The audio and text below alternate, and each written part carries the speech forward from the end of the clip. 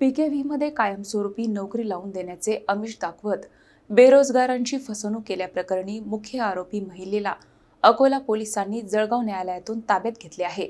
या प्रकरणातून मोठ्या फसवणूक रॅकेटचा पर्दाफाश होण्याची शक्यता आहे।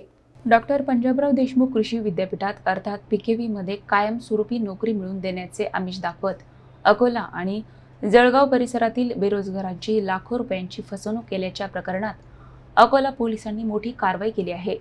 मुख्य आरोपी स्वाती स्वप्नील जुनकडे इंगळे हिला जळगाव न्यायालयातून प्रोडक्शन वॉरंटवर ताब्यात घेण्यात आले आहे।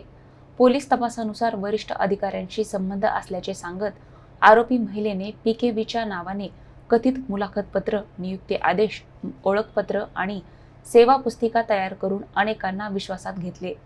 तक्रारदाराकडून सुमारे 10.5 लाख रुपये उकळल्याचा आरोप आहे। पीकेव्ही कार्यालयात चौकशी केल्यानंतर सर्व कागदपत्रे बनावट असल्याचे उघड झाले। या प्रकरणात आणखी काही बेरोजगार युवक युवती फसवणुकीचे बळी ठरल्याची शक्यता असून पोलीस तपासाचा विस्तार करण्यात आला आहे।